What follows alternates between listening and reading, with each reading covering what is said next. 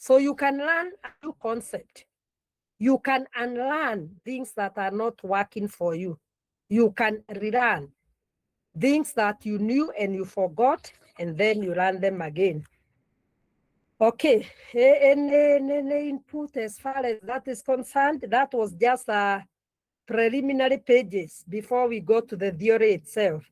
Anything else you want to comment? I like people when they are commenting any input, so that Elizabeth does not seem like she's alone. Elizabeth likes feeling together. Anything you can add about behavior generally? We are talking about behavior generally.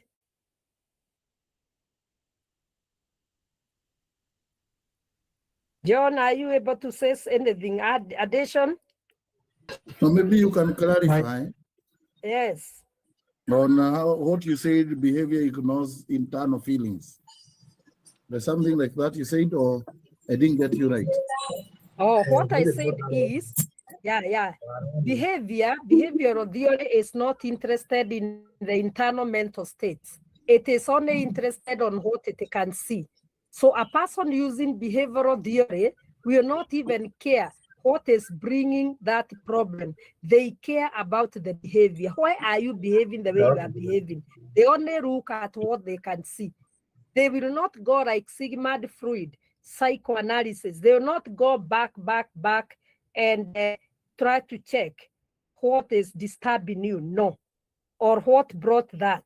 They will only depend on what they can see. And when they see that behavior, they're able to know this person has a problem. How can we help? They are not interested in anything else. They are interested in the behavior. Why, naona ukilia, how can I help you? Lakini it doesn't go deeper. It doesn't. It only looks at the observable behavior. That's what I meant. What it can see, but no argument about what brought it and what have it. It doesn't waste time. It only dwells with the behavior only. Is that one clearer? Or you still feel that you need clarification? Good. Eh? I'm good now.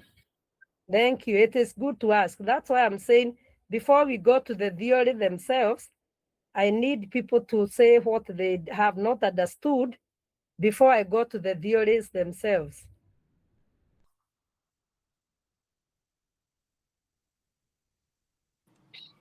Okay, teacher, you have said Yes. that the first behavior is acquired from parents when we were born. Yes. Does it mean that behavior can go up to when a person is an adult and still has the same behaviors? Yes. Thank you. They can still have. In fact, it can continue until you die, because we believe in what our parents do. So whatever they taught us, it is ingrained in us. We are conditioned. And I said, it is learned from the environment via conditioning. So you are conditioned. And that's why you find some people, they are so conditioned, they are so rigid, they are not able even to detach themselves even from their parents. They cannot even what? Accommodate other people's viewpoints because of where they are coming from. They are so rigid. They do not even accommodate other people. Those are not principles, ni rigidity. And I want to give you an example, an example I have. Somebody, I can't remember his name, he says, as a matter of principle, be like a rock. As a matter of taste, move with the current. Jefferson, he is called Jefferson actually. As a matter of principle. So sometimes we can confuse people and say they have principles and they are conditioned. They are so rigid, they don't like change. They are always complaining, these changes that are coming. Conditioning can also bring such problems. In many institutions, even at home, you can get a very rigid husband who is not ready to change. That home will be always be a fight. because that woman, that man is not even accommodating change. They believe, they have a belief system. We shall be doing that when we come to RED. They believe that whatever they believe in is the best. So we have such people. It happens that way.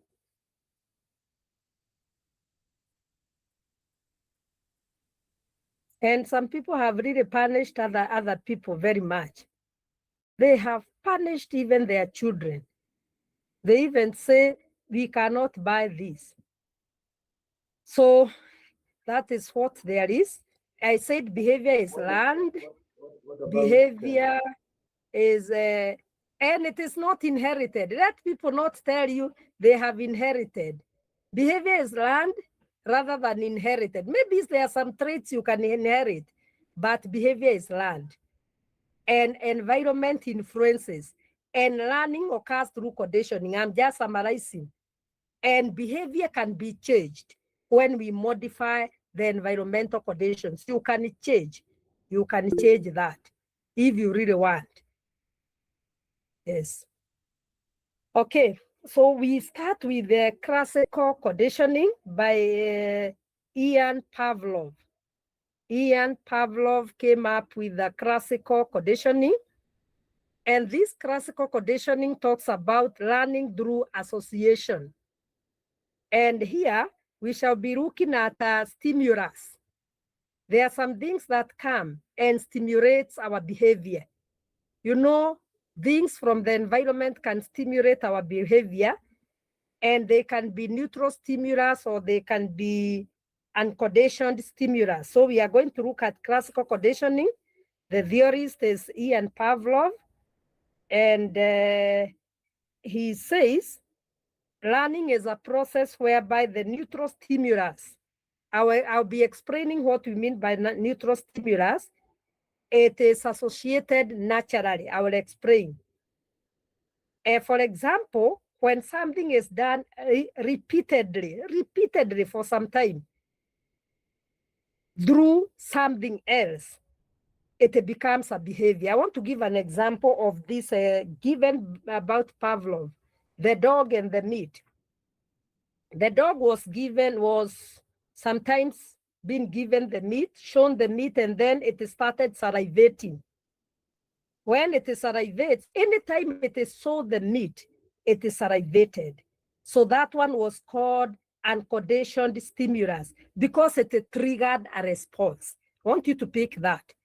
It is called unconditional stimulus. It was so unconditioned because the moment the dog saw the meat, it started salivating. So it is naturally triggering a response. That is food. For example, let me give a good example in everyday life. Sometimes when we are waiting for food, when we even feel the smell, we start salivating. Even when we have not even seen it, when it is placed on the table, people play quickly because there is a natural trigger that triggers a response. That is called unconditional stimulus. It is so natural. Okay, then there is, when you have that unconditional stimulus, it is something that stimulates you to behave in a certain way, then you have unconditional response. Because of that stimulus, which has brought about salivating, now you respond. That is, you start salivating. So the unconditional stimulus is the food, then the salivation is the unconditional response. You have responded, and it is unlearned. You have not learned anywhere. It is so natural. So there is unconditioned stimulus. Something stimulates you. When you are stimulated, you develop a response, which is also unconditioned. I hope those two, you are okay. Unconditional stimulus, something brings in something, then unconditional response. Then from there, I want to finish so that you can chip in. From there now, you get a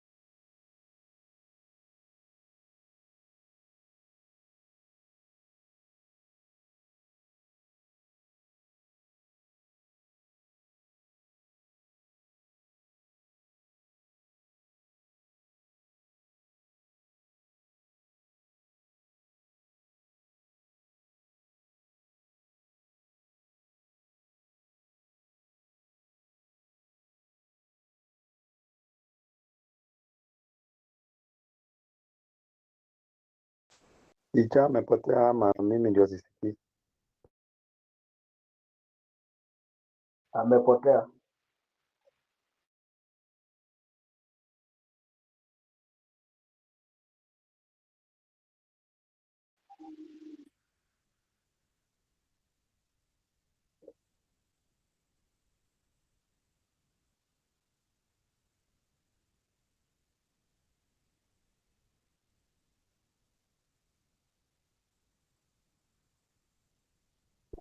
Madam Rosette, endelea na stima basi.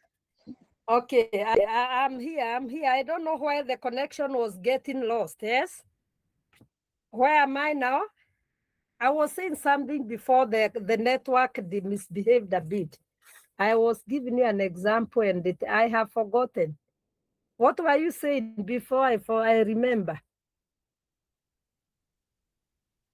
Okay, I was saying there is an conditioned stimulus. That is the natural trigger, that's the food. Then unconditioned response, that's the salivation. Then we came to the neutral stimulus, that's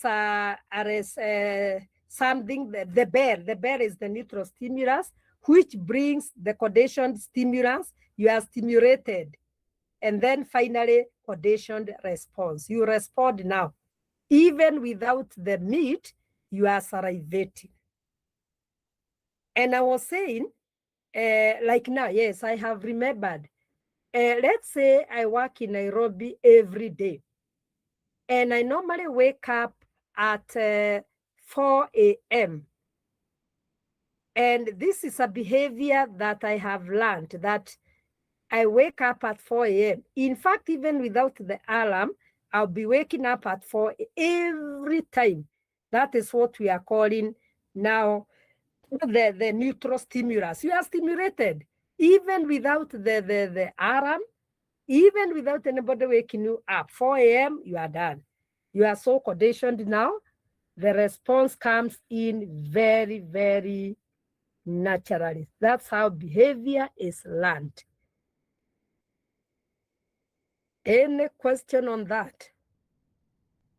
Any question? Any clarification?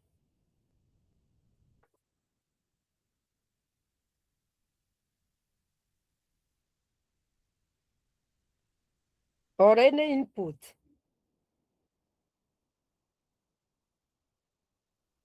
Yes?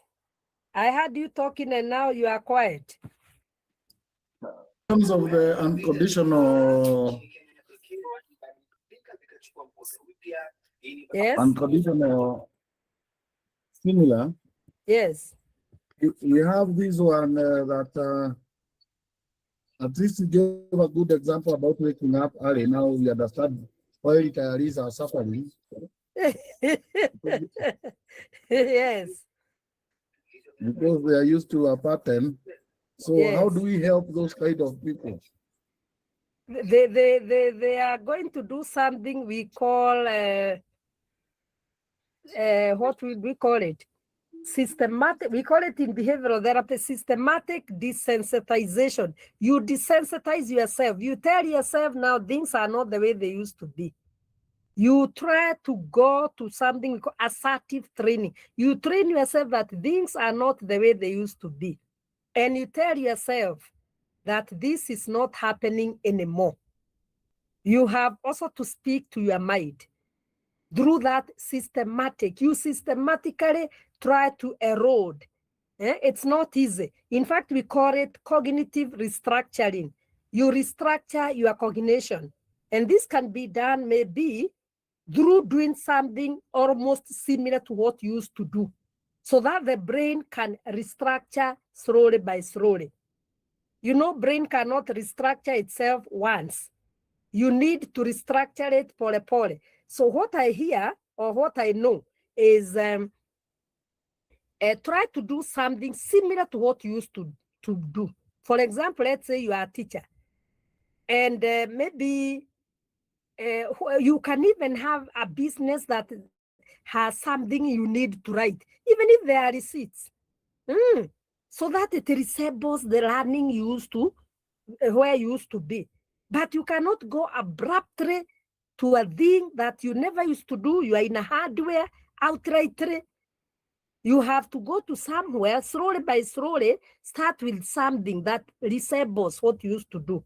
And even if you're in that hardware, be in the area where you'll be writing. Ni wewe utakuwa ukiweka records vizuri.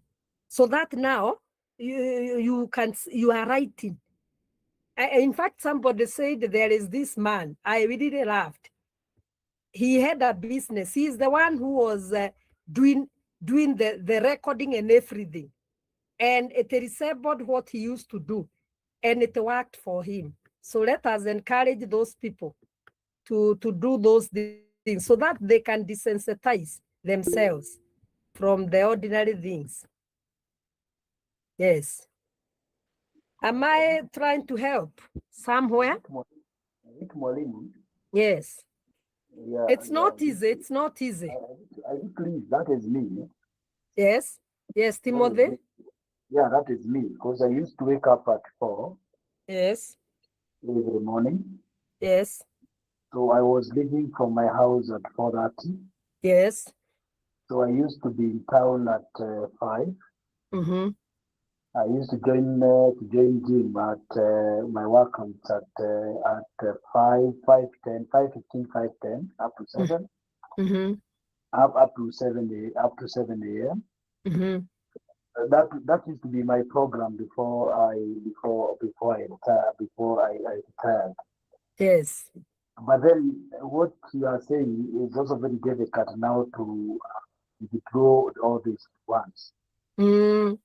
Because what happens is that I find myself waking up at 4 even today. So I will find myself I'm awake at 4. Mm. So I have to tell my instinct that I'm not going anywhere. So kindly, Mm-hmm. let's sleep. Mm-hmm. But it is not easy. It's not. It is not easy. So even at times you find myself at 4 a.m. just recapping of what we ran through now the counseling. So it is not easy as we are saying. Mm. But then with the time, I think we are have to withdraw somehow. It is in my blood. It is in me. So it is very difficult. But with the time, I think it is going to it is going to go. So that is me, and it's difficult. And that is why you see even when you go to town, you find men allowed the insurance plaza. Mm-hmm.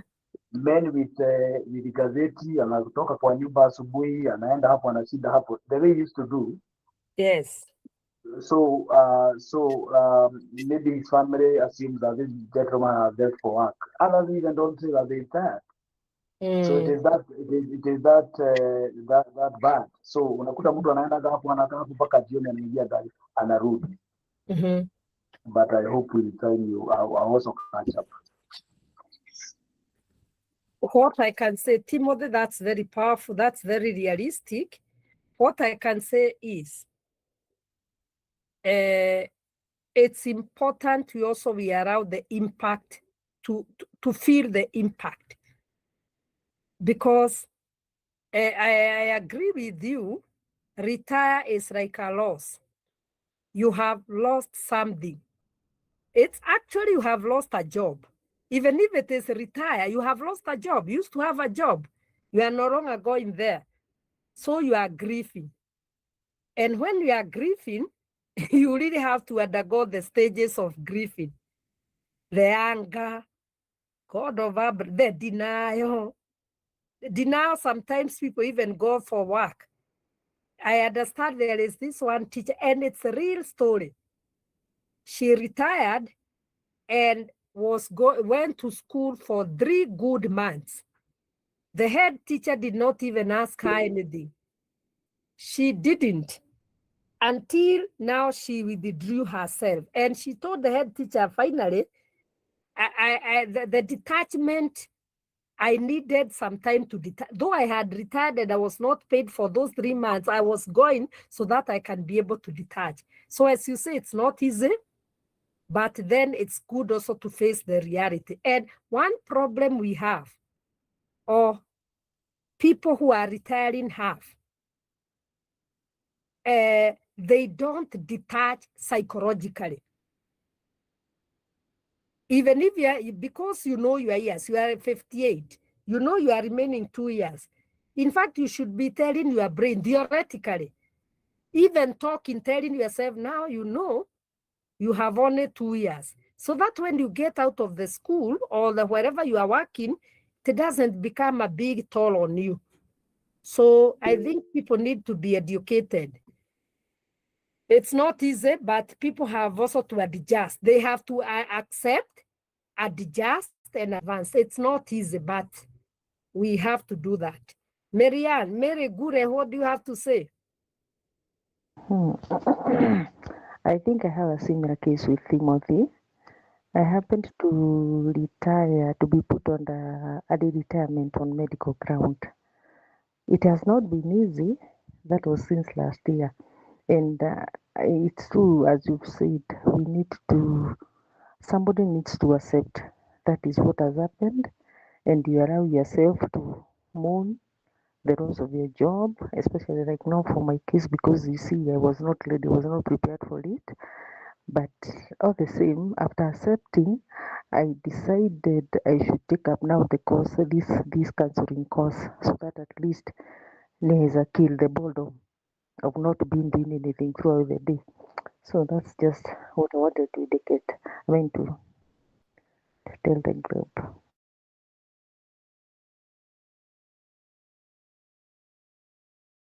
Thank you, Mary Gure. I also have a student who has retired back in Dhika, and she's doing very well. She told me, let me now first come and relax here, so that I also work on myself. Another one who has retired just called me and told me, just last year, December, when you retire, you become irrelevant. No calls, no, people do not even value you the way they used to. Particularly if you had a position, it's not easy. And I think she is feeling the pinch. It's not easy, like Timothy is saying, but then we have to adjust, like Gure is saying. We have to. We have no choice. There is nothing permanent in this world. That's what we should tell ourselves. Millicent? I'm trying to think of a scenario we had about a few months ago where my sister-in-law was expectant. So the doctor told us, because the first child has a very good bond with the mom, and it was important to condition the child to let them know that there is another child that is coming. So for us, we thought maybe the child was still very young because he was about 3 years old. Yes. But he still insisted that you need to keep on telling him that there is another child that is coming. Train him to understand that he's not now the only child. Let him know that he's going to be a big brother. He didn't know the impact of that, but we kept on telling him as we were told. So the child was born. The boy became mature in a way we couldn't understand. So he was like telling everybody, my name is not Austin, my name is Big Brother. And you couldn't call him anything else. Even in school, the teacher had to move from calling him his own name to calling him Big Brother. So we're told to give him a time to adjust to the new role. But we also had a friend who gave birth also in the same time, but their child became violent towards the newborn. And I've never understood that until now, that it is a conditioning, because one was trained and was told we are having a baby, the other one just saw a baby. And so for the first times, the boy was really aggressive to the newborn. So I think I've learned something new today.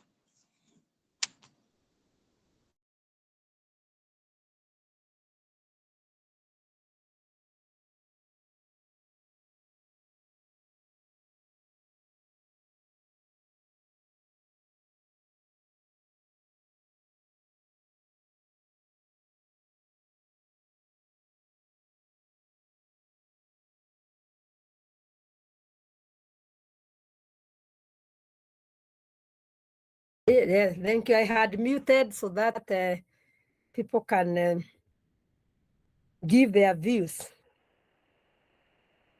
So, Timothy, that is that. Let us continue adjusting ourselves and trying to deal with it. So, teacher, that's what I'm asking. Yes. That's what I wanted to ask. One of the child was taught there is another baby coming in. Mm-hmm. The other one just saw a baby. Mm-hmm. Could that be the reason why they were fighting the newborn? Yes, it could be. Yeah, it is a very good reason why they were fighting, because this particular child was not psychologically prepared. In fact, that one creates what we call sibling rivalry from the very beginning, because when we don't inform them, it's not, they see that we don't value them. Let them know. I hear some children, they see their parents with a big stomach or the mother with a big stomach. And then the mother asks, Mami, wazungu sana. Mami, what is, it's a baby, it's your brother. A brother? I don't want him, I don't want, oh no, it's your brother. This, I'm carrying your brother or your sister. So the child knows that they are expecting something. But what in our past or in our times, we used to be told the child was bought. So when this child lands in the family, it becomes now warfare. So it's very important. They affect our children. Those scenarios can really, really affect our children in a very big way. Okay. Millicent, have I answered your question? Yes, you have. I want to say something. This behavioral theory, it uses certain principles. Let me mention them so that we are able to pick them. It uses the principle of acquisition. You acquire. Like we have said, the behavior is acquired. So this is the initial stage of learning a behavior. So you acquire a behavior from the environment or from wherever. Behavior, like we have said, it can have what we call extinction. Another principle of behavioral therapy is extinction.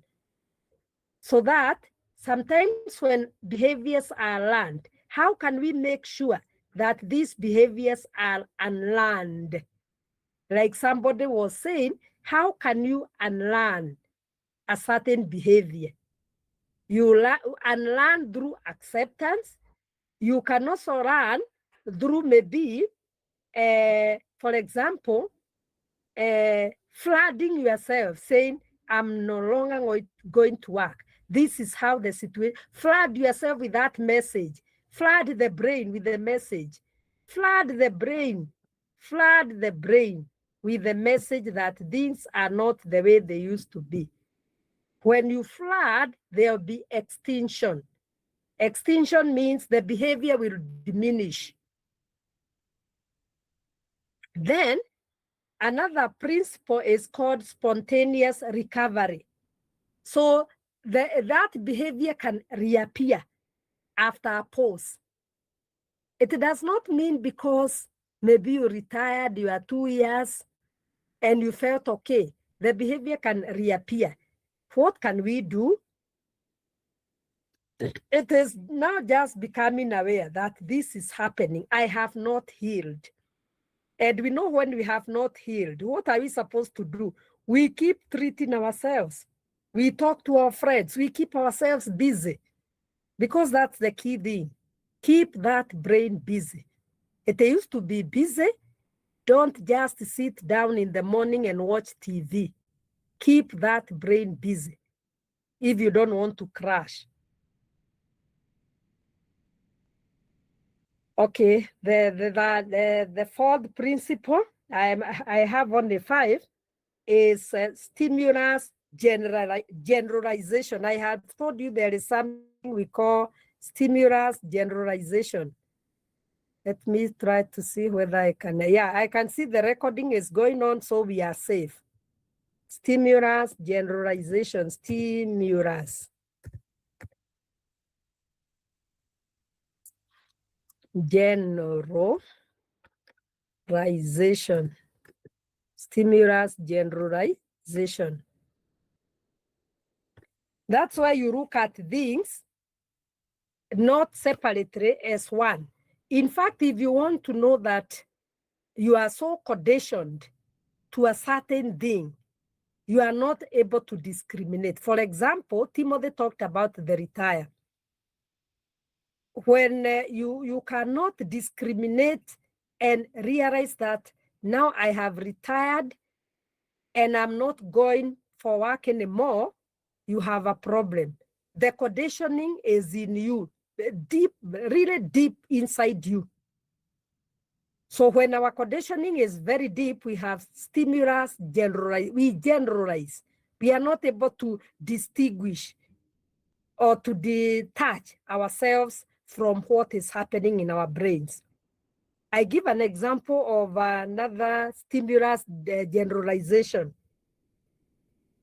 It is seeing things the same and not getting the difference. And one time, there was this young boy, a very small boy, and I think it was not Skinner who did this experiment.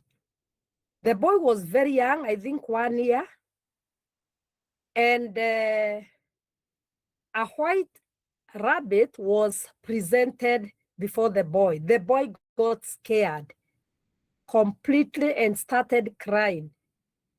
He continued bringing the rabbit. The boy got scared and could wail anytime he sees the white rabbit. As he grew old, it became a problem. Anything white, even a white shirt, the person could not wear because he was not able to do stimulus discrimination, but he did the stimulus generalization. And that's how most of us are. We are not able to discriminate. We look at things from one level and we are so stubborn about it. We are so conditioned and we don't want to change our minds and so forth. That is stimulus generalization. Then there is stimulus discrimination. It's the ability to differentiate the conditioned stimulus and other similar stimulus. Meaning, when I retire, for example, I'm able to know, I'm retired now. I'm no longer in school, so I can differentiate. I have no big issue. Though I'm dealing with it and it's heavy, I don't have a very big issue with myself. Yes, those are the 5 principles of classical conditioning. That is acquisition. You acquire behavior and you learn it. Extinction, behavior can diminish, and you can use various things to enhance behavior extinction. Spontaneous recovery, it is a process, and the behavior can reappear after a pause. That is what we mean by spontaneous recovery, the reappearance. So don't worry when you find that you had dealt with anger and anger is coming again. That's why, because the brain had learned that the issue of anger was in you. Then the other one is stimulus generalization, and the last one is stimulus discrimination. Those are the 5 principles of classical conditioning. And if maybe you want to know more about classical conditioning in your day-to-day life, in fact, most people learned phobias because it was something that was conditioned. Phobias, most of the phobias, we are conditioned. It is something that was done and we developed a fear response. Maybe you also experienced a traumatic event. It can bring phobia. Personally, I have been trying to check why I really have fear when I'm walking along the bridge, particularly the superhighway.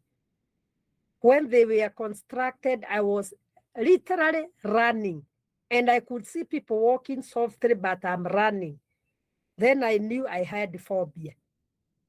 there was something. Maybe there was trauma or something. A fear response has developed, but I have been trying to work on it.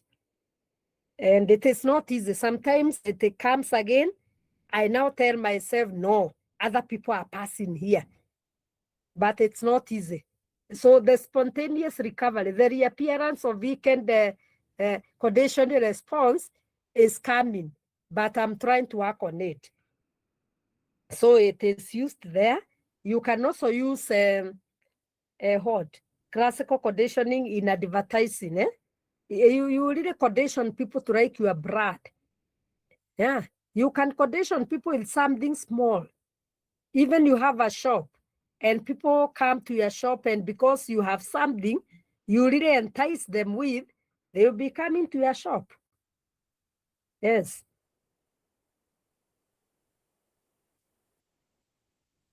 And also some habits we are conditioned anger. We have people with conditioned anger, have some habits. They are conditioned anger. So all those things can be used in classical conditioning. I don't know whether you have an input. Kukwetu sitima nayo imeenda. I don't know. Yes. Any input? Why is Rosette today? She is not with us. And Marianne, are you with us today? Yes, Well, I I've am joined from here. work. I'm actually at work. Oh, I'm at okay. work. I'm almost closing. Closing. But you can hear what we are saying, eh? Yes, yes. Okay. Anybody who needs a clarification on the classical conditioning? And actually we say this classical conditioning, unaona ni classic because it's something done very well. It is something done articulately. They are saying it is considered an automatic or unconscious form of learning. Yes, it is automatic or unconscious. In fact, some of the behaviors are so unconscious. We don't know when we are learning them. You even hear some people saying, God, Leah, I'm waiting for your input. Let me finish. Some people, God, where did I acquire this habit from? Because it is so unconscious sometimes. We can acquire some of these behaviors without our knowledge. Okay, may the person who was raising her hand please do it?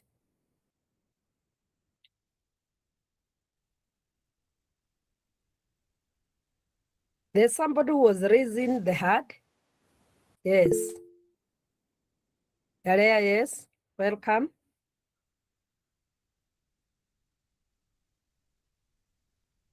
We are waiting for you there. You raised your hand.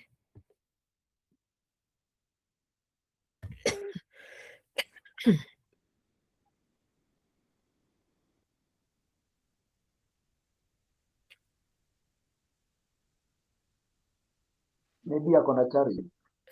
Maybe she has a challenge because she had raised her hand, but now what can we learn from this classical conditioning before we move on? What are we learning?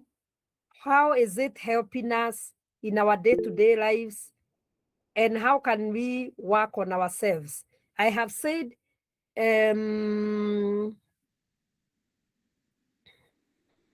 how about panic attacks? Is it really acquired or everyone has it in them? They could be acquired. Let's assume you are born in a family or you are born in a family whereby your father used to fight your mom. Those attacks can be ingrained unconsciously, like what I have said. I've said is considered an automatic or unconscious form of learning. Yes, you can get that fear from there. And sometimes even when there is no fight, unakuwa scared, you panic.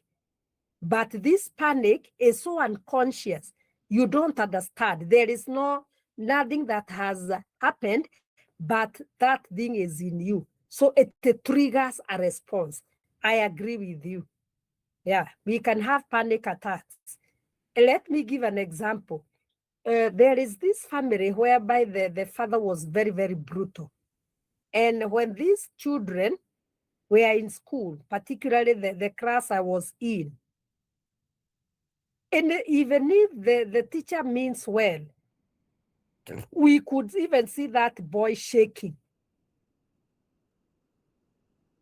But we didn't know at first, but somebody, a neighbor say, hey, they have a very tough father.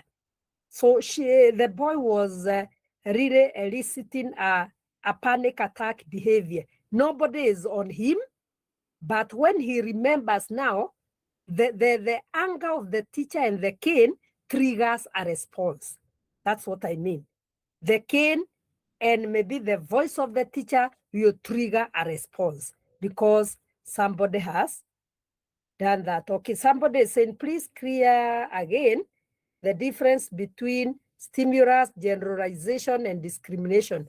When I talk of stimulus, generalization is when you are not able to separate two similar things. For example, maybe you went maybe to Nairobi, and at a certain point, you got a slip and fell, and your leg was injured. And anytime you go to Nairobi, you label that place, you don't even like passing near it. You have a stimulus generalize. You generalize that this is a problem zone area. It cannot have anything good. You have generalized. That's what it means. You just generalize that anything similar to this is a problem. Even there are people, they go for interviews the first time. The same place, the second time, they say, I'll not go there. They'll not go. They have generalized that when they go there, they fail. So they have a stimulus generalization. And they might go there and pass, but they have labeled the place. But when we come to stimulus discrimination, you are able to tell, it happened here. It's not a must. You are able now to separate the two. You have the ability to differentiate between the conditioned stimulus and a similar stimuli. Yes, a similar stimuli is coming, but you are able to differentiate from it from a conditioned one. You have the conditioned one already, but when it comes, though you have the conditioned, you have the ability now to differentiate. No, it is like this, but it will not be like this time. It was that time, but not this time. So this person has the ability to differentiate. But the other one, they don't have the ability to differentiate. Do you know there are some people who marry and maybe they separate? They will never marry again. Stimulus generalization. I'll marry this man and will behave like the other man who married me. They are general practitioners. I cannot marry another. I marry and the way these men are bad. No, I can't. Not knowing that they can have a different man altogether. Same case to men. I will not marry again. You stay a bachelor because you have a stimulus generalization. Let us keep trying. There are people who even married 3 times and the third one works. I know one of my friends, it worked. The third one worked. The first one refused. The second one refused. That one had stimulus discrimination. The third one is working perfectly. So let us not just general. And then you stay there saying life is very unfair. People do not even understand me. They understand you with that rigidity. People will understand you with the rigidity you have. People do not understand me. I don't think this one will work for me. You have conditioned whatever yourself. And people will die because of very good. The fear of unknown. The fear of unknown. Let us not have so much fear. My son told me today, we have kept some chicks here and they are dying anytime they feel like. And he said, we are not going to stop keeping this. You die, the one who is going to remain, you remain, and then life continues. I'm happy for that particular mindset. This is not a person who is giving up. Umeweka kuku zimekufa 5 na uko na 100, unasema I'll never. Okay, Timothy. Yeah. What about Maureen? It's getting very interesting. What about this case of people talk of, like, now we are talking of the marriage, then msichana anaolewa, wanaachana hivyo, the first, then you find that it's like a image from where she comes from. That all the sisters, maybe they are 3 or 4, and then you start talking of the culture. People start talking of the culture. There were some things that were not done, they were supposed to do. What about that? What about that? Because it is eating people today. People have a lot of stress. I had another lady today also called me, starting the same. And she was telling me that she tried once and they got two girls. One is 15 years, the other one is about 3 years. But then she felt that she cannot try it again. And the fear was she might get another man who is worse than the one that already, because she has never known any other man apart from that, the father of the kid.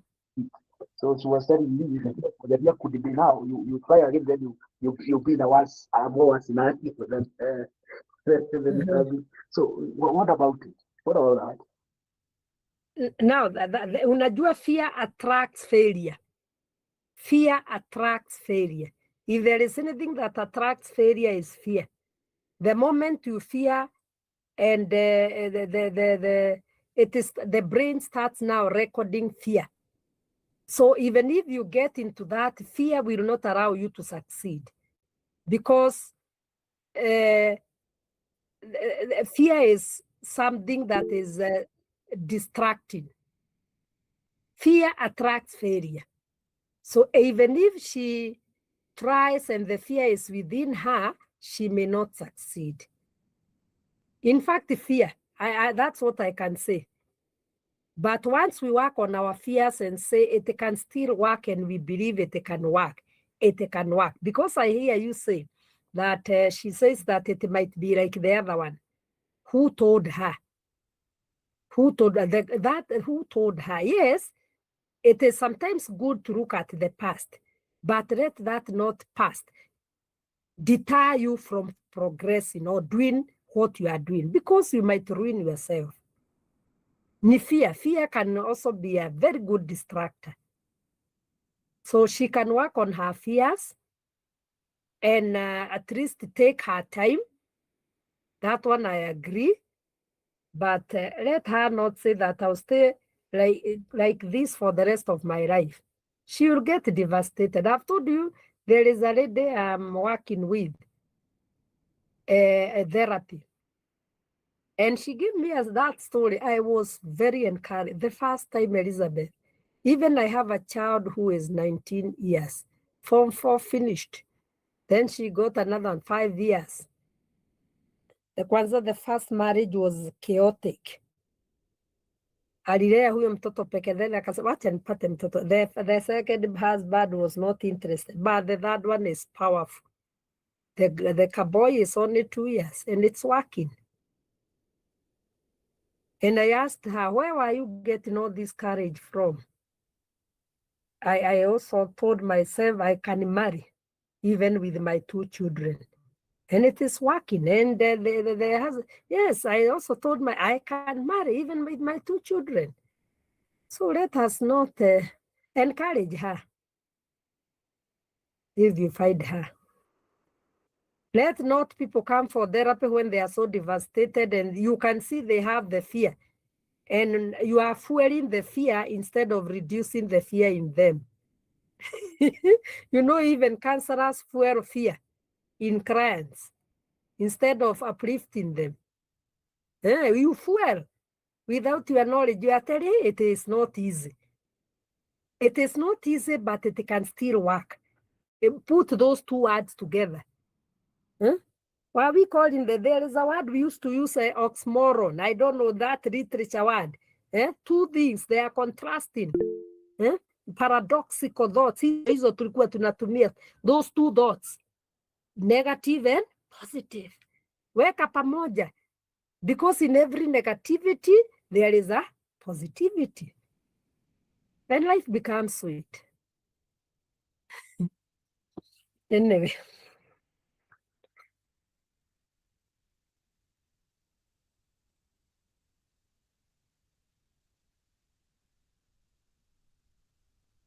Any other input? That is, we are remaining a few minutes. We go for break. We said we shall be going for break. We started at 6:30, 7:30, at 8. Let us go for a break. We join at, make a recap at 8:15. Then we can move on to the operant. Yes, Timothy Kimaru is saying, that is a good one. Which one is a good one? You can text again and we know which one is a good one. Well, good one. What I was saying, it's the way that you are saying that instead of we it's like you are adding more fire. Yes. Counselors, you know. Just Yes. like you are telling this man, it is not possible. No, leave that. No, instead of helping. Yes.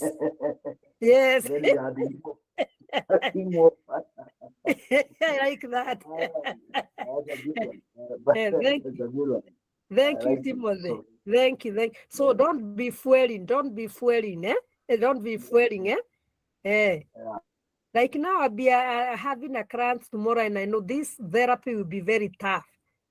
Very tough, because it's a couple therapy. I know it will be tough, but I'm psychologically set. I will not fuel. I will not even side with anybody, but I'll make them face their facts. Nanitawabi, it's all about the two of you. Thank you for coming, and thank you for presenting yourself here. Can I now listen to you? Surely. So that it becomes their session. And I'm not going to bring intimidations because they need to live together. That's why they are coming. Anyway, let us not fuel. Ashley, say something before we... And now, before I ask the question, my friends here who are listening with me and they are enjoying, I've actually influenced them to do counseling. Yes. So my question is, for instance, you have a client who is been in a relationship for like several times, maybe 5 times, 6 times, and it's not working. How can you handle that?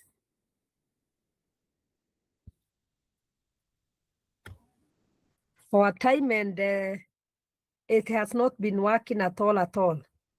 Yes. Do you know what I can do? Mm-hmm. There is something we call Gottman theory talks about letting your partner influence you, and something we call love map. Those people seem not to know each other. They don't know maybe what each part, the likes and the dislikes, the preferences and what have you. You know, when people differ in opinions and what have you, they are not compatible, issues can arise. So what I can do, I will listen to them to hear why they differ so much or why they are not able to stay together. I listen to their issues, both of them. I listen to the wife, I listen to the husband. From there, Ashley, yes? It's not married, it's you. It's this lady who has dated another guy. He has dated another guy. It is not working. Yeah. And for the different men, Is it the same reason or different reasons? Maybe different reasons. Yeah. Could she be so what do we call analytical? You know, she can also be very analytical. There is what she is looking for. And let me tell her, she'll never find a perfect man, but you can find a man you can live with. Maybe on her side, she's looking for something which she has not actually found. A man with all those complete values and what have you. Maybe still she is on the right for not being able to get one, owing to the fact that what she wants is not found. But let her know you never get somebody who is 100%. But if she gets one they can cope despite the differences, let her go ahead. But let her not be so analytical to the point that she will miss. And I want to give an example. One lady, I do therapy, told me, Elizabeth, I'm not finding a good man. I asked her, what is happening? I don't know. I'm getting into a relationship, then it's not working. What I came to realize later on, even I was teaching her, training her at the same time, her therapist, just the normal jokes in the classroom. And there was a topic there because we were doing premarital counseling. And with another one there, they were two very particular on the men they would like, men with a lot of money, men to feed them, to take them for happy and whatever. Then I came to, that's why you are not finding what you want. And we were able even to discuss, not personalizing, and say, if you are gauging your marriage on material things only, it may not work. But maybe you need it, yes, but please look for other aspects. Could be your friend is also doing the same, looking for a person with a lot of money, but money is not everything. It is good, but not everything. So tell her to re-examine herself to see whether she could be the problem. You know, she could also be the issue. The men are not the issue. She could be the issue. Tell her just to re-examine herself. But if she sees that maybe she's not the one, then she can be able to go further and look for the person she really needs. But tell her to re-examine herself. She could be in the wrong, or they could be in the wrong. That's what I can say. Somebody is saying here, I don't know whether Ashley it is making some sense. Ashley? It is. Yes. Somebody is saying, for me, I think I'll take time to work on myself.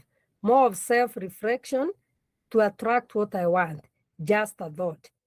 Judy, I agree with you. But if it is okay, eradicate that word want to attract what I want. Want is too vast, and that's why we are suffering. You never in life get what you want.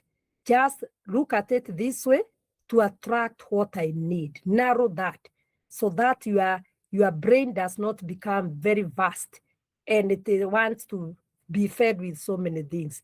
Make it is a good thing, but make it narrow a bit. Say, to attract what I need. Yes. What if it's identity? Identity has to do with what? Tell me more on identity, my dear. Ashley, you can mention something before I move on. When you talk of identity, in which perspective are we? Identity in terms of, like, for example, let me use example of the Bible. The Bible says our identity is found in Christ. Mm-hmm. So you feel like I'm trying to explain it. My identity must be found in this person. So I feel sometimes it might be your identity, but what Nani Judy has said, self-reflection, it's important. Yeah. Yeah. And I also want to concur with you. Self-identity, when we talk of identity, it's like the values. You know, identity is you. What are my values? What are my beliefs? What are my preferences? No. So identity means a lot. In fact, when we talk of identity, we mean the whole of us. The whole lot of a human being is identity.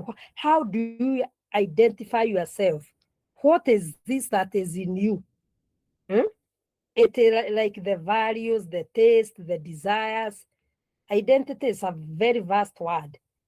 So she can also look at it. Maybe her identity is not matching with the other person's identity, and that's why maybe they are missing each other. She can look at all those points. Yes, somebody is saying, is the saying you attract who you are and not what you need through. Yes, you attract what you are. I agree. And what you show, you see.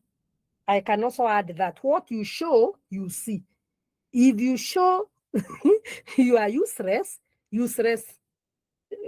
things come. When you show you are bold, you see boldness. It is true. You attract that. I agree with you.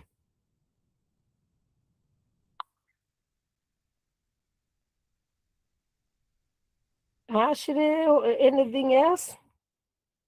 So are you able to help that person now?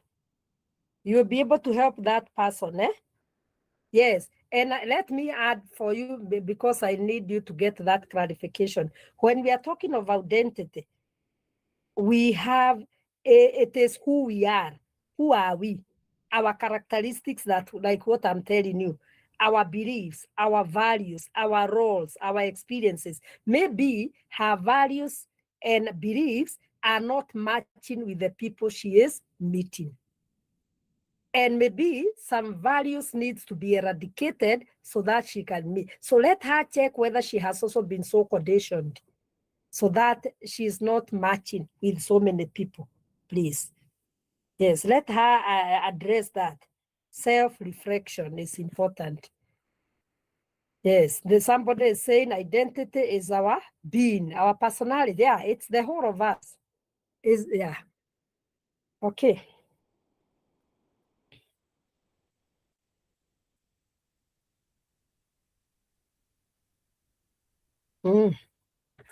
I think we can have a short break of 15 minutes, and if light will not have come to a place, I change the gadget because I fear a laptop. It might not, I don't know where they have gone again, but we shall see. 15 minutes. So what is the time? Time is 8:07, so 15 by 8:22. So that we come to the operant conditioning. Operant. Yeah, B.F. Skinner. Tuone vile inaidaga. Okay.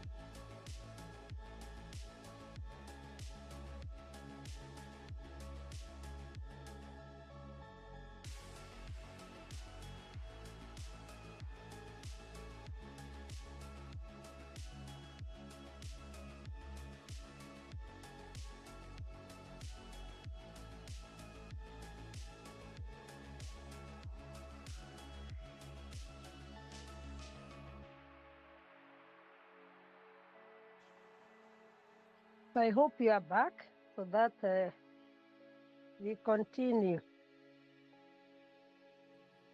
Yes, we are, teacher. Yes, so that we keep time. So Marian, sasa uwe unasoma chat box. I have changed the gadget because of some other issues. Now, I want us to go to operant conditioning. Operant. We did classical. The other one will be operant conditioning. And this is by a man called B.F. Skinner. Now, the Pavlov is conditioning, classical conditioning, and this man is operant, meaning that you are rewarded when you do something. A reward comes when you operate. In fact, it's coming from the word operate. So when we do something good, or when you operate a certain situation, you are rewarded. So he says it's a learning process. It's a learning process by Skinner, and he says that behavior is controlled and modified by its consequences. And this model uses reinforcement. When you do something good and you bring a desired behavior, you are rewarded. When you do something contrary, you are not rewarded. There is a negative reinforcement. And there is also punishment to decrease the behavior. So he uses those particular words, that is reinforcement and punishment. For reinforcement is to increase a behavior. We are going to see that. And for punishment, it is to decrease a certain behavior.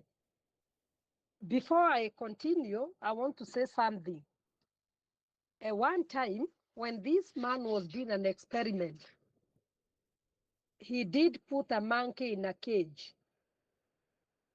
And when he placed this monkey in a cage, there was something a monkey was supposed to do so that it could get food. So after going around the cage, it could go to a certain place and not knowing, it steps there and food comes. So the animal learned that when I go around this cage, and he used to change the points. When I go around this cage, I'll be rewarded. So he kept changing and the monkey kept operating and it could be rewarded. Then he changed the strategy. He no longer now placed the food in the cage, but did something else. Instead of putting the food there, he kept a banana outside the cage and the monkey was in the cage. So the monkey went round the cage many times the way it was used to, but nothing doing. It got tired and now decided, now because I have operated and nothing is doing, let me check outside to see if I can benefit from anything. Looking around, the monkey saw bananas. Then it wondered, because the cage is closed, how am I going to get the banana now? I need to eat. And once it looked inside the cage, it discovered there is a stick here. You know, Skinner had placed the stick deliberately. Then the monkey took the stick, took the banana, and started eating. What am I trying to say? The concept of thinking about the box, I think it originated from there. Something has to be done if you need a reward. And things do not just happen, they are made to happen. Something has to be done so that you can benefit. If you don't, then you have to suffer. So that's how this concept of thinking of the outside the box came. And therefore now I can continue and say, when Skinner now came up with this theory, he came up with a few things like positive reinforcement. When I do something good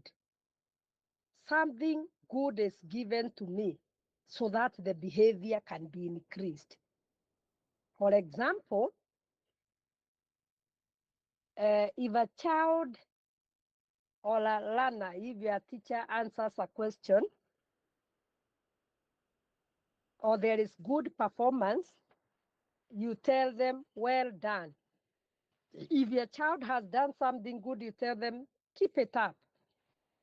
That is called positive reinforcement. It can be verbal or it can have tangible and other things we call not tangible things. You can give them tangible things or otherwise to increase the behavior. But as I was telling another class, when we are rewarding people for what they have done, don't start very high.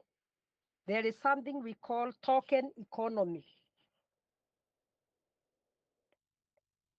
For example, your child can perform very well. You don't have to start very high, buying a bicycle of 25,000 or that.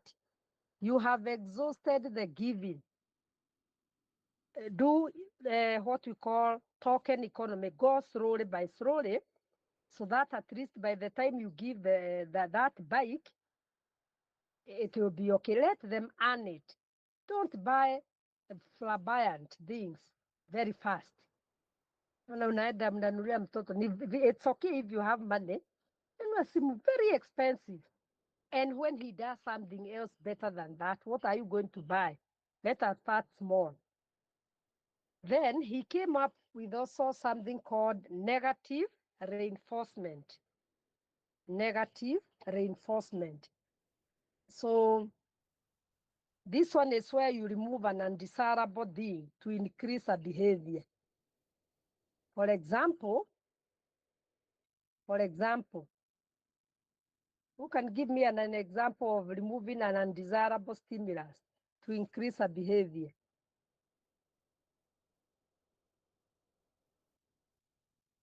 For example, let's say you are in a vehicle.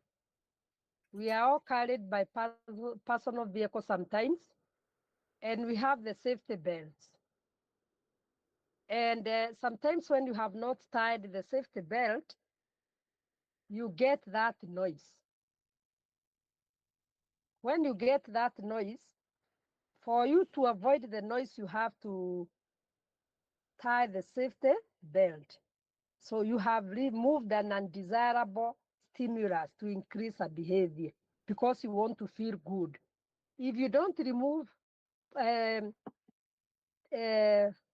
tie or tighten that safety belt or whatever you do with that safety belt, if you don't, the noise will continue. So there are some things we need to do so that we avoid getting problems. That one is called negative. You are reinforced because something negative has happened and you want to get out of that negativity. So you do something good so that you get away from that negative stimuli. Faith, are we there? Faith? Faith? Are we together? Yes. Timothy? Yes. Timothy, you raised your hand. Yes, I'm asking whether this narrative can work. Where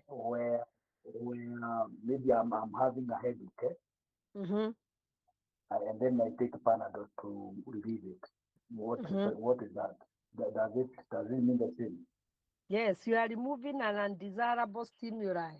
Yes, because it was not making you feel good. You take medication, or we can put it this way: painkiller can work. You can even say some men like you, maybe, and others, they don't like going to the hospital, and you get sick, and you find that if you don't take a step of going to the hospital to be treated, you are going to suffer. So what do? You want to remove this undesirable stimulus. So you go to the hospital and you are treated. So it can, even in such a scenario, it can work. Anything that increases the behavior is okay. It's a negative reinforcement because it is working on you negatively. And once you work on it, you get a positive response. So it is. Thank you.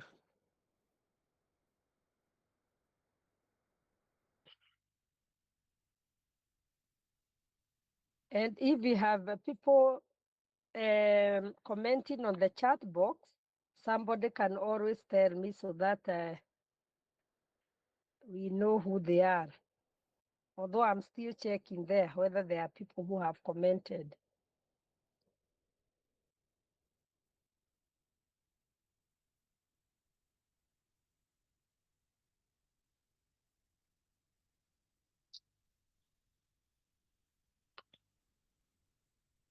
Now that is positive and negative reinforcement about this man called B.F. Skinner.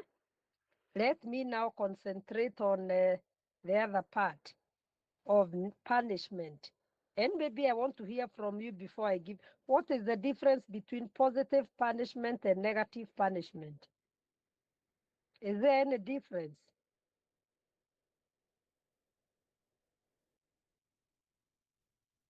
Positive punishment and negative punishment.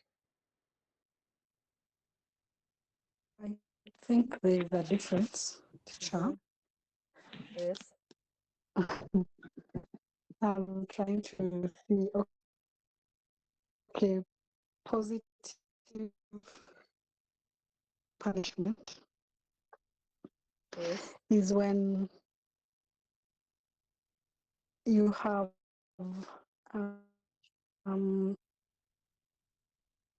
let's assume a child has done something good, so you will reward, you will give a reward to enhance that good that has been done.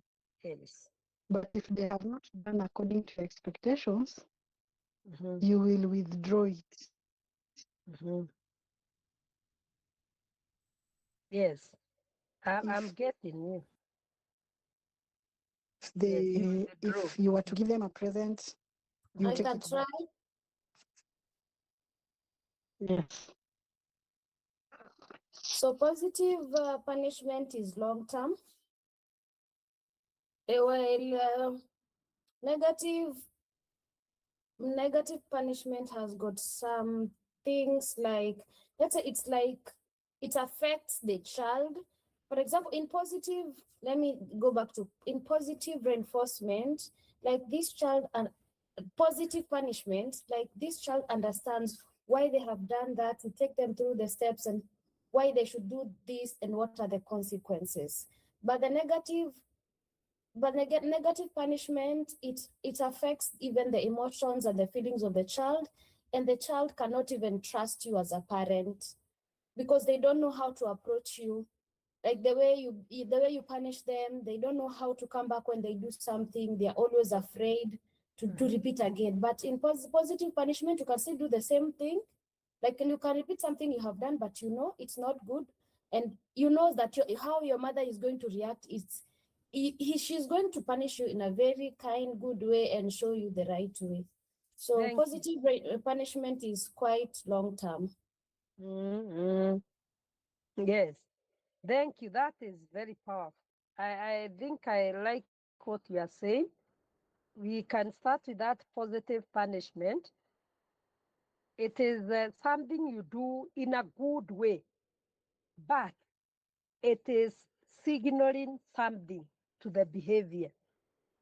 I have an example here, for example, and most of the punishment, whether positive or negative, they are meant to decrease a behavior.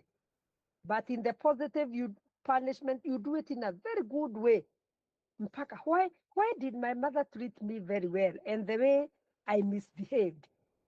Because the mom or the dad is using a reverse psychology. Instead of just punishing you just like that. So in a crude manner, they use a very good way. There is this example here. Let's say you are driving and you are speeding at the same time. Then when you reach a particular place, instead of getting the penalty and what have you, maybe the people around there give you a ticket for speeding. So you wonder, why was I given a ticket and actually I was speeding? That is a positive punishment. It is actually punishing you in an indirect way. They don't want to tell you that. But because you know you are speeding and this is what you face, you really feel next time I will not do this. So there are some things we do to people in a good way, but that good way is meant to correct a behavior in a good way. We don't want to be so crude. We don't want. For example, you can even have your children. One child really has offended you. And maybe they are used to when they have not done good. Maybe the quantity of food, or they are denied food for some time. But this time round, he is also part of and parcel of those who are taking. Then he wonders, why was I given food? And surely we are normally punished when for some time when we do something wrong. So that one will decrease the behavior. Say, if this is what is happening, I feel guilty. I'll be doing the right thing. That is positive punishment. And like you said, the negative punishment is very, very categorical. You do it outright. If it is the TV that maybe they watch the videos, they watch the what, then you lock in most of the things that the remote and what have you. You do it clear cut. That one is positive, negative punishment, so that you decrease the behavior. For example, you can take a phone from your child and tell, I bought this phone, but because you are not concentrating or you are performing poorly in your academics, I think this phone will not be used anymore. That one is that. I can see something here. Positive, add something for the behavior to decrease, yes, to decrease. Negative, take away something, yes. Thank you, Ashley. Yes, so for the positive, it is adding something. But the other one, it is removing. You are taking away something from there. Thank you very much. Thank you, those who are participating. We are doing well. We are doing very, very well. So those are the four concepts of Skinner. And this theory, this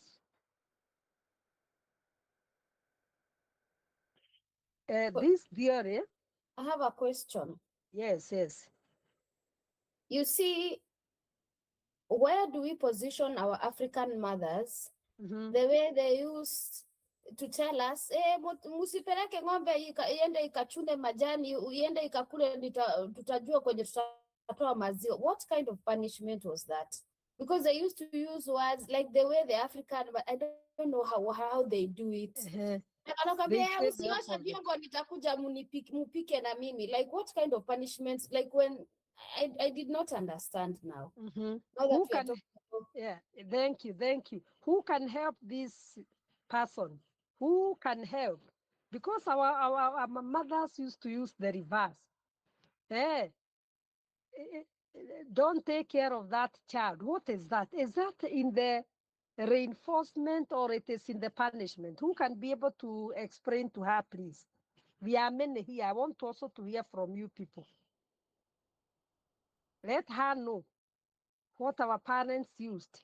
They used to say, I have left githeri in the jiko. Musiweke kuni. Imagine. Anasema hivyo na anaenda reverse. What is that? Is it a reinforcement or is it a punishment? Because I don't take it as a punishment per se. Is it a reinforcement? Who can tell me? Somebody can chip in before I also say something. Could it be a negative reinforcement? Another? Negative reinforcement. Mm-hmm. Yes, it could be. That one, I'm not taking it as a punishment. It is a sort of a reinforcement. Because you are going to think now, my mom has told me to take the milk for the baby, surely. And this milk is meant for the baby. No, I can't. So this one is meant to increase a good behavior. It's not meant to decrease. No punishment. They want a behavior to increase. They want you to be thinking. Even whatever you have said is very correct. Like my mother used to tell us, nedeni muniletee ndizi tatu na ni za kupikiwa the whole family. Can you hear that language? When you when you bring 3, unagogwa.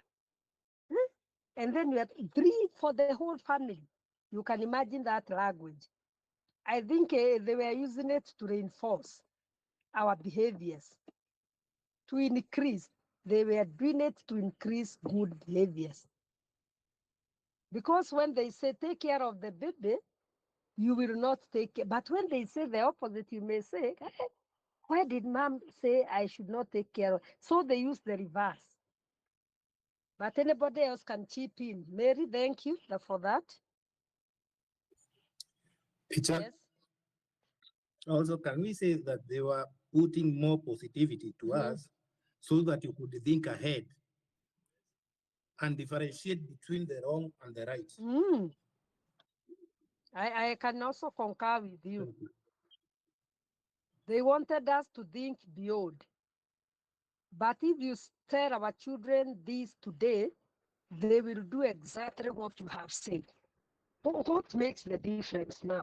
Us, we were not so learned, and these children are more learned than us. But when you tell them, don't clean the house, they will not clean. They believe what you tell them. I don't understand also. But during our time, they wanted us to think beyond. It was a reinforcement. They were reinforcing our behavior by telling us maybe something negative so that we do it in a positive manner. That's what I can say.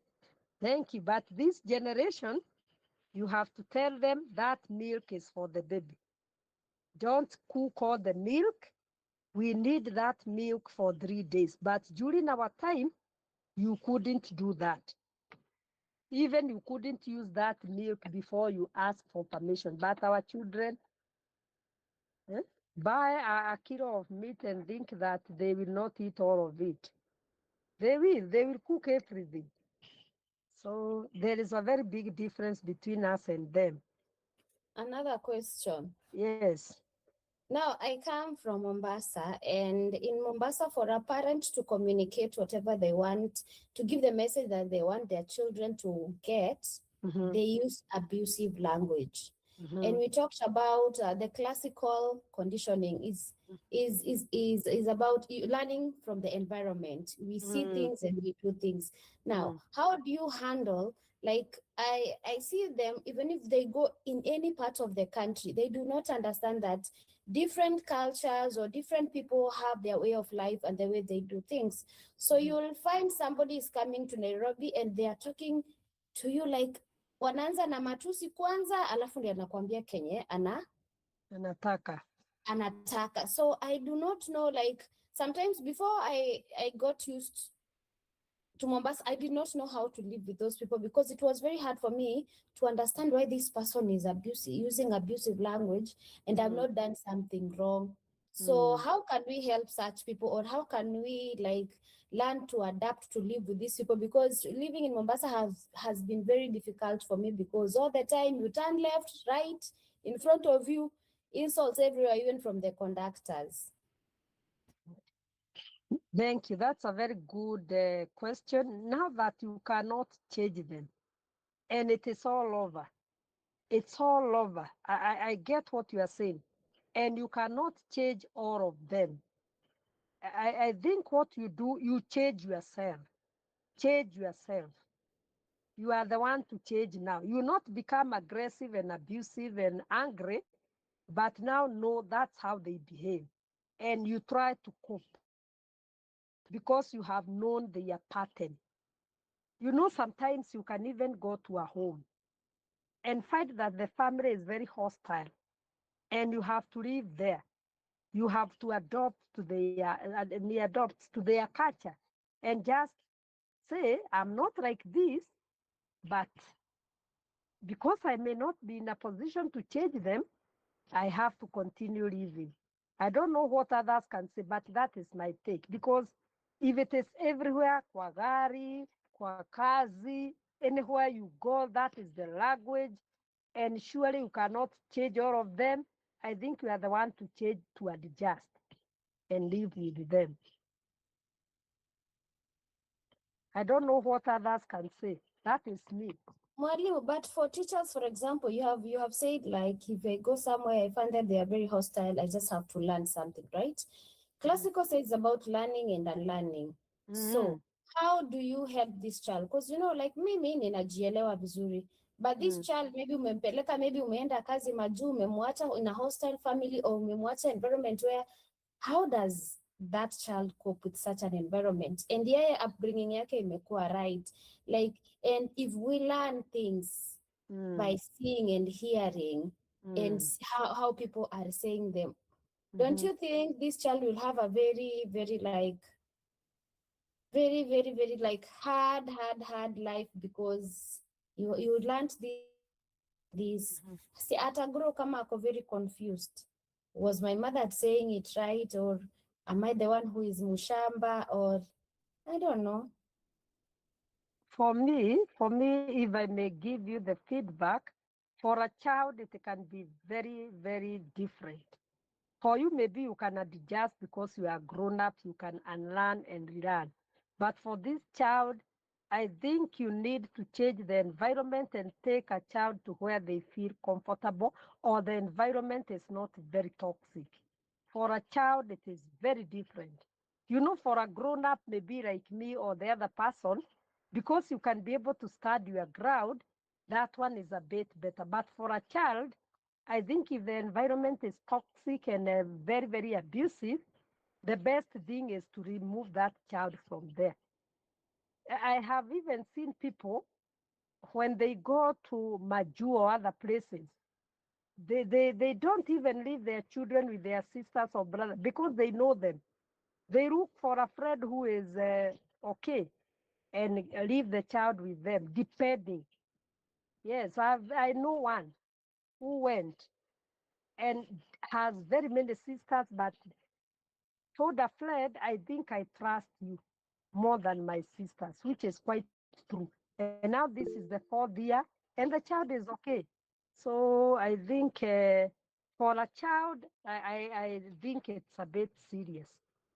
We can change the venue or the situation. Millicent, in positive, can you add both, please? Yes? I have a question. Yes. Ask. When you have a parent, an example, when you have a parent, when you and your siblings, you're growing up, you have one that is most of the time is off on the other side. So by the parent correcting, you find that they can buy things to reward the other children, but one is left without because maybe they did something. Then it carries on over the years, and these people become adults. And so there was a thing that was created, a gap that was created there. So how do you, as an adult now, tell your parent, I respond at times to this because growing up, I know I was never rewarded for anything. Is it that maybe that thing made them become aware, or were they subjected to thinking that this is who I am? and they don't get the rewards.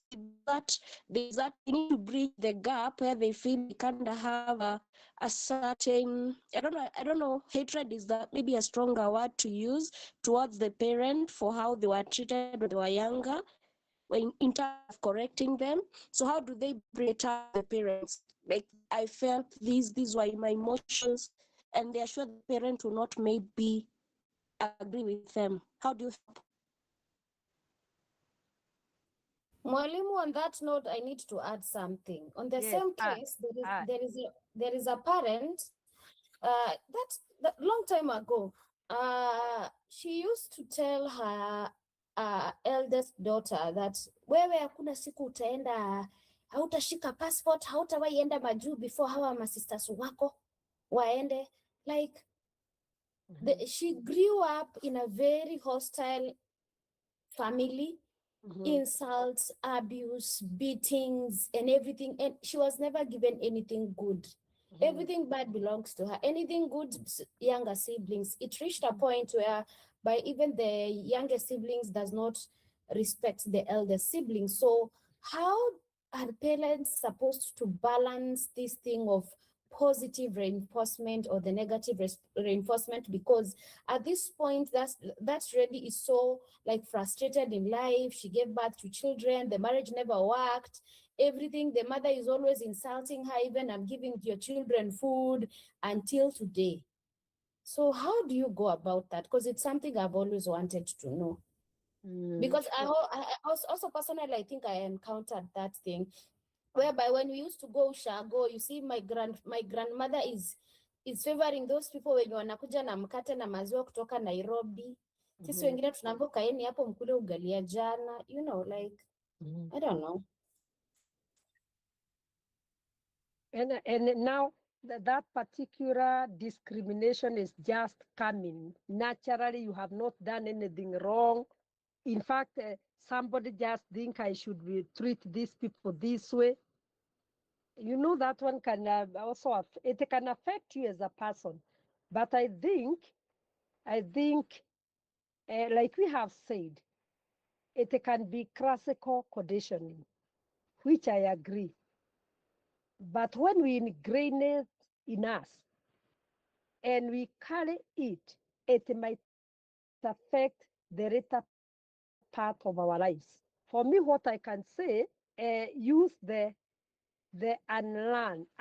Yes, they happened, and they are affecting the way I am today. But personally, I think I will not allow them to confuse me or to prevent me from progressing anymore. So you can purpose, because I know of some people who were neglected, and surely they were not able to cope in life. I know from my village that girl whose parents were not very accommodating. On her, I don't know how it happens in a family. I don't know. She had anger issues, and they used to conflict mostly with the father and the mother. The parents loved her, but she had an aggressive behavior, which sometimes could make the parents feel bad about her. And unfortunately, let me say that, unfortunately, that lady had one eye which was not okay. It was there, it was not opening well, but she was okay. The other one was very powerful. And she used to pick quarrels with the parents many times. In fact, when she got married, she went up with the same syndrome. She really suffered. She was not able to come out, despite the fact that the mother was very good and trying to show her kindness many times. And it's like those past things were forgotten. She's still carrying. Do you know that rejection? I don't know whether I can call it rejection. That's why I'm saying we need to work on it. It took her to the grave. She went, married, got 7 children. The 7th one she died. So I agree with some what you are saying, some of you, but then please Let us not allow this thing to carry us, because I know one who has broken that and she has succeeded. Ameikata na ilimfuata huyo, kwanza ilimfuata impact mpaka it was very bad. She has fought that one spiritually for her, praying a lot, fasting, and she has been able to break. Right now, she's okay. So I think for Millicent, you are asking whether you can tell your parents. Yes, you can share with them how you feel, and maybe in a good way try to get what was this that was happening, ma'am. There is something I observed. What was happening? If they can be able to answer you, it's okay. If they refuse, you don't have to force them. You don't have to force them. Just go the spiritual way and give something to God to diminish, to remove that kind of thing. That's what I can say. Yes. I think now the introduction to psychology is really making a lot of sense, because the first thing we were told, you cannot be a patient and you want to have, you cannot be sick and you want to treat people. Because I've just realized that some of us have defense mechanisms because of the things that people went through, and then now when you see this, you react this way because it was supposed to be like that.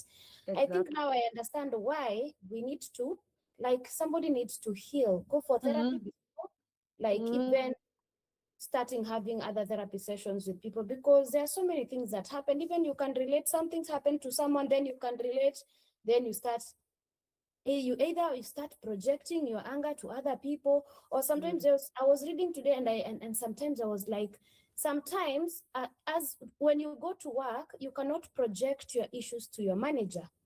So when he does something wrong, what you do, ukienda upatana mtoto wako, wewe hata unakaa kama baba yako, mbona umefanya hivi? You are projecting the anger to the wrong person. So it's hard time all of us, we just heal it. And this class is amazing anyway. Thank you. Yes, we keep, it's a journey. In fact, whatever we are doing is a journey. We have also walked a journey in this counseling. So continue. I know most of us were never reinforced. Some of us, we were never told that we have done well. And we don't even understand that language that you have done well, because it was never done. But that does not mean we cannot tell our children you have done well, because we were not told. Please work on the classical conditioning and now adopt the operant conditioning. Do the operant now, operate now. It was classical, you are conditioned, now start operating, start removing those things there, and you will be okay. So this man, yes. Can we say that is somebody relying on the past rather than focusing on the future and the generation, leaving the negativities and now taking your goals to the positive side? Yes. So that you just pick the positive now and you move and you run away with it. You say the past has passed and now I have my goals. I want to achieve this. Yes. I am moving forward now. Leave the past to the past and now I'm focused. Yes. I agree with you totally. Yes. Once you have this realization, let me call it realization, like some of us are saying here very well, you have come to realize that some of the things that are happening to you, they have been preventing you from moving on. They are past things. I think what you have said is very, very important. Sometimes we have to forget that past that has really made us get stagnated and we are not moving. And now strategize and set our goals and move on. I think I'm one kind of a person who has been able to do that. Because if I remember the past, surely I'll crash. If I put it into perspective, let me use that word. If I put my past into perspective, I'll never be anything. Because it will remind me you are not able to do this. It will remind me of my failures. It might remind me of where I never did well, what people said about me, and so forth. So whatever you are saying is very correct. Put that into perspective. Set your goals. Re-strategize. Make your children better now. Make your children better. And for the one in Mombasa now, know how to survive. You can even change the few that you can. The ones you can even tell, hey, you people, sometimes you are very, even if they behave like that, sometimes you can even bring to their awareness. Hey, sometimes I hear what you say is very rude. Anyway, and then they can tell you where they are coming from. Make a joke. Maybe they can also tell you something.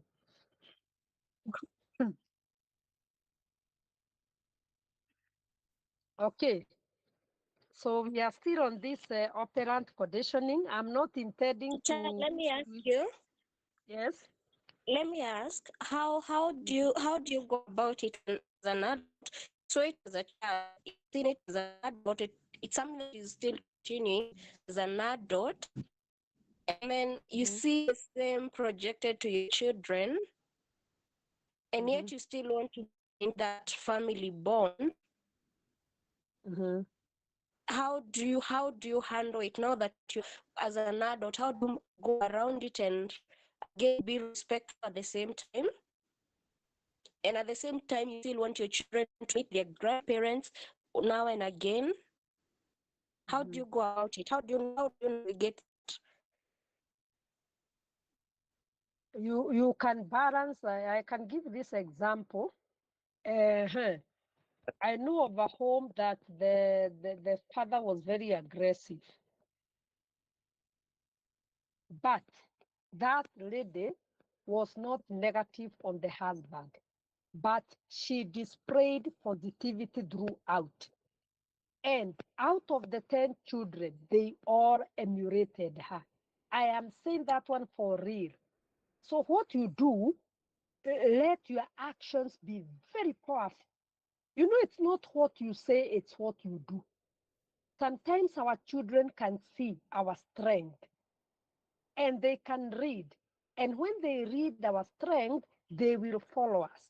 And that time, you are not disrespecting the other person. The children can see. Because in that family, the children saw. And they saw the mother. The mother was very respectful to the husband somehow, very much. But the children could see. But like the son, the six of them, they didn't hate their father, but they really were emulated their mom very much. They emulated, and all of them, in fact, even the girls. So display the character that can be seen. The talking can be less, but who are you in front of those children? Even at the worst, who are you? What are you doing there? What role are you playing as things are getting bad? Even in my own example, when my husband could come and he is drunk and these are the children, I laugh sometimes when they say, Mom, you stood firm. You were not even talking badly to dad. You can hear them, so they can see. So stand strong for your family. Protect them. Don't be aggressive. Don't remove words that are destructive. Those children will see the strong area and they will emulate you. And today, one of my son, he is not young, he is 28. He told me, Mom, I want to be like you. I want to work hard like you. And another one told me, I don't want to take alcohol like my dad. I want, Mom, I want to the strength that you have. You can see when you start strong, the children will be strong because we cannot break all the marriages because of these differences. Marriages must work, whether things are good or bad. But what is your role in that family? That's what I can tell you. Am I saying something? Yes, Thank you you. are. Yeah. Yes. Stay firm. Stay firm. and let those children see what you are doing. They are watching you, marking all you do, hearing the things that you say. And surely the home must start because of one person who is strong and has purposed to start with the family. Okay, any other query? Okay, I want to say something on this theory that it works in 3 ways. It uses the concept of the ABCs. Monkey, yes, thank you. Monkey sees, Camaro, you are saying it. Yeah. Monkey sees, monkey do. Be a good monkey. Be a good monkey. Be wise. Be wise. Many marriages are not meant to work, but they work. No marriage can work without one person who is very tough. And not tough in quarreling, tough in behavior and examples. Thank you, Timothy. This theory works like this. It has the antecedent. Yeah, Mary Gure, yes, say something before I go ahead. Yeah, I think I can do some input. It is true what you're saying. I think even me, I've gone through so much since childhood up to even in my marriage. I happened to realize that I got married to a narcissist. So it is working on it because you don't have to leave the marriage. Now, what I've learned in all those areas is that you need to be aware, so aware of yourself. You need to be aware of yourself, be aware of the situations, circumstances, and what is happening in your around you and in your family. And then you have to accept it is happening, it is real, and then you have to move on with life. Yes. And you have to let go what is not working for you and what you are not in control. That is my input. Thank you very much. We have to be very wise, whether you are a male or a female. You know, yeah, you don't need to die, correct? You don't. Somebody told us, and this one I'll tell you, some people are even in the hospital on behalf of other people. You are in the hospital there admitted, not because you had a problem. Another person took you there and they are surviving. Please, let us be strong for ourselves. We are counselors, we are wounded healers. That's what we were told by our lecturer. Counselors are wounded healers. Nobody is perfect. You'll be dealing with clients who are incapacitated and they have problems, but you also have them, but you have been able to come above the problems. Thank you, Mary. Now, this theory is aimed at shaping. What is shaping means you want to shape a behavior, and that's why you have positive reinforcement. So that this desired behavior can be acquired. You give positive reinforcement to shape a behavior. So behavior is shaped through what we said there. The positive reinforcement, the negative punishment, and so forth. Then it is also meant to bring extinction. Like, for example, when it comes to punishment, positive and negative, and even the reinforcement, you want the behavior to disappear. So you give the punishment, you give the negative reinforcement so that this undesirable behavior can go. So extinction is there in operant conditioning. And then the other thing I can mention there, I don't know how this one I will explain it, because it is also a concept there. The concept of this theory, there are only three: the shaping, the extinction, and the reinforcement schedules. I'll explain. Okay. When we talk of reinforcement schedules, you can reinforce continuously. Every time, you can reinforce intermittently. That is randomly.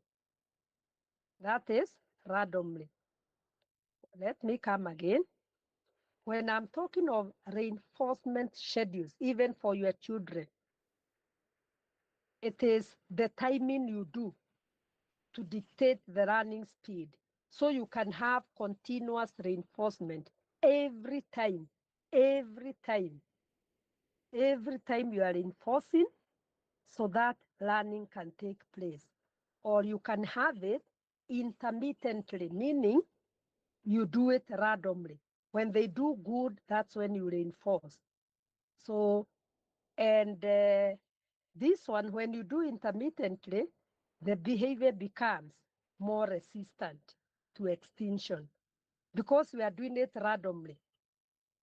Note, when you are doing this reinforcement, there is conditioning there, maybe in that person. So when we do these reinforcement schedules continuously, we are also trying to uncondition these people. But when you do it randomly, the conditioning might not go. That's why they are saying it is resistant, it becomes resistant. The behavior may never go.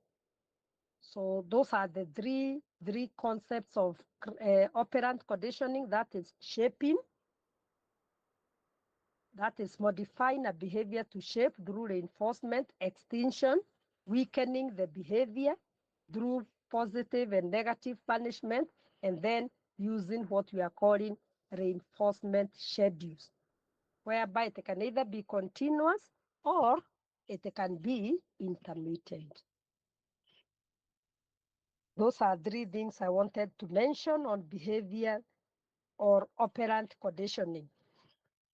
And I hope it is clear, classical and operant, because I don't want to go beyond there. These theories can be draining, particularly these behavioral theories. And note, one is classical, the other one is operational. You have to operate to be rewarded. You have to do something to get a reward. So let us help our children. Let us help people where we are. Even our clients, when they come for therapy, let us know where they are coming from. Are they suffering because the reinforcement was poor? Then you can help them to do, when we look at the behavioral techniques, maybe tomorrow very fast, we can be able to pick a few things. When we look at the behavioral techniques, when we do the social learning theory, we shall look at them very fast, the behavioral techniques, to see how they are used. Any question? We cannot start anything new. 15 minutes are very few. We cannot start anything new. It can bring chaos. If we start anything new, it can bring problems. And I like the way you have really participated. Run more on behavioral therapy, and you will be okay. And I wish to just request you, please, so that we can be fast tomorrow. Please,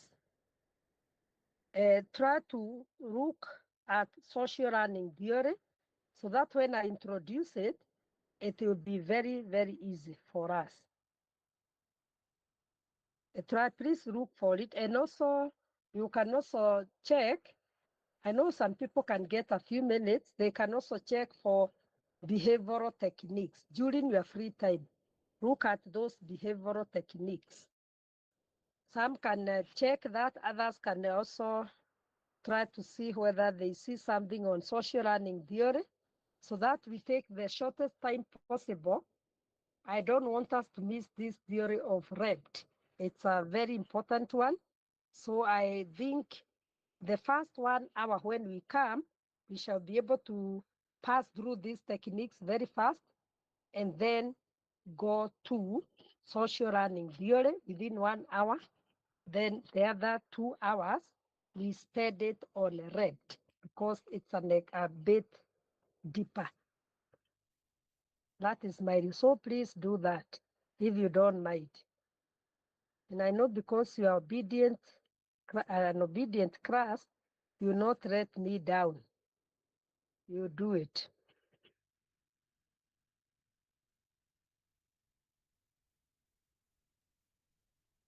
What are we taking home? We have 13 minutes to go. What are we taking home? Only 13. It is 17 past.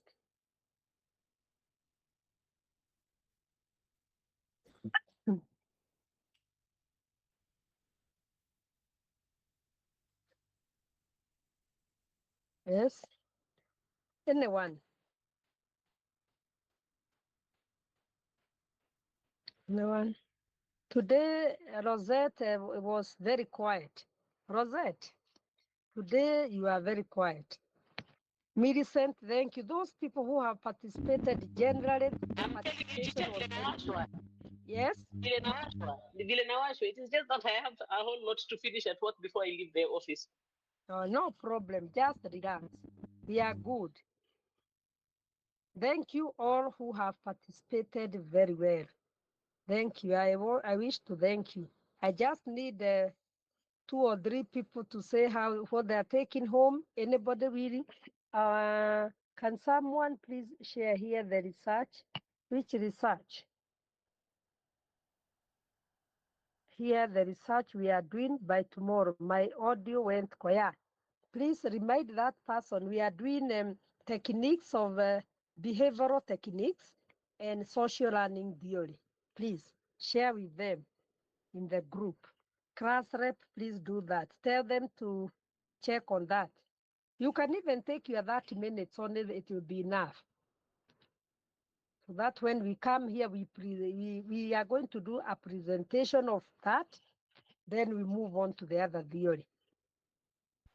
Teacher, repeat it again so that I can write it down. I'm saying we are going to do behavioral techniques, behavioral theory techniques. And the second one is social learning theory. Social learning theory. Look at what it is and what it entails. Social learning theory. Thank you. Any comment? Dave is saying thank you. Any comment as at least feedback? 1 minute. Just a feedback.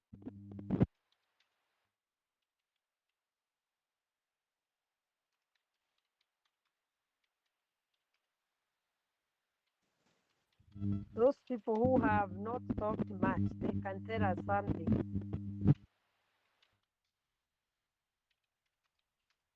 Some have really participated. Joan, what do you say? And there is a microphone that is really...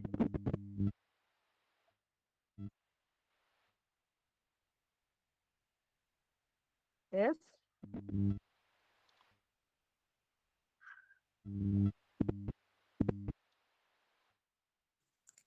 Yes, sorry, I was trying to unmute. Yes, I've learned a lot. The second part of the class is where I wasn't very focused, but from the beginning, I've learned about behavior, the behaviorism theory, where we went through behavior, that behavior is acquired through interactions within the environment.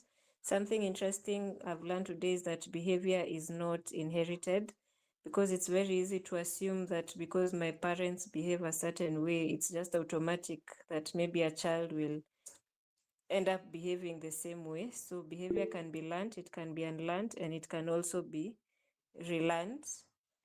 And also about the classical conditioning, where we've learned about spontaneous recovery, that the behavior can reappear if something we've gone through. We were talking about like retirement, where we struggle, or someone can struggle to get over something, and they might find themselves going back to that kind of behavior. So we need to adapt new practices, for example, keeping ourselves busy so that we keep shifting that focus to something new, and also get to acceptance that things are not the way they were.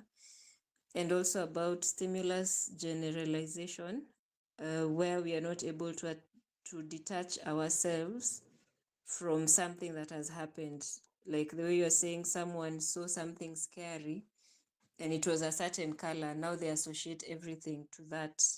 And also about the phobias, the fears that we pick along the way, they can really affect us over time, that we behave in a certain way, or we become anxious, but it's because of, you know, just something that, a stimuli, something that happened maybe in our past that keeps coming back, but sometimes you may not pinpoint to what it was. Yeah, that's what I've learned. But the second part Thank of you. the And class, you have, yeah, I'll have to go through the audio again. But yeah, there was a lot to capture. Thank you. thank you. Powerful. That's very powerful. I can, from the chat box, what I'm taking, I'll change the way I handle my kids. It's like I'm more in reverse punishment. Please do Lea. Jute Mwangi. My take home today is you can learn and relearn on behavior. The most interesting part for me is on the principle of classical conditioning. Thank you. Davy is saying the lesson was powerful in aiding us to understand our behavior as well as others. This is getting deeper into self-awareness. I really enjoyed it. Thank you, Davy. Token economy, starting small and letting people earn it. Thank you. That's very powerful, Maureen. I can learn and relearn, and I don't have to have similar generalization. I think I like that. Powerful. Those are very powerful points. I'm really also liking the way you are commenting there. Yes, token economy is key. Don't start giving your child 1,000. Start small, 100. And then you reach a point you can even start at 300. No money. 300 is what I can afford. So go graduate. That's very powerful, particularly for young parents who do things sometimes to please their children, not knowing that it can harm them. Thank you. I think we are good to go. We are good to go. The other part, will do it. Let's meet tomorrow, God willing. Wajiko, finish with a word of prayer. Wajiko, if you are there. Wajiko. Yes, what I can see Shiko, there were Wajikos. Okay, let us pray. Okay, thank you. May the grace of our Lord Jesus Christ and the love of God, Love of God and the fellowship of the Holy Spirit be be with with us us now and forevermore. forevermore. Amen. Amen. Thank you. Amen. Thank you. Good night. Good Night. night, Good all night, of you. everyone. Good That night. was Good night. Thank you. good night. Take care. I'll do a recap tonight. Tomorrow I'll be more clear. Okay, thank Those you. who have Thank you. children, those who have Thank you. young children, you have something to take home, eh? Timothy, Good night, bye. Ernest, John Chegek, all of you. Thank you, teacher. The lesson was nice. Thank you. Thank you. God Thank you. bless you. I appreciate. God Thank bless you. I you. appreciate John. Thank you. Thank you. Thank you, all of you. Good night. Thank you.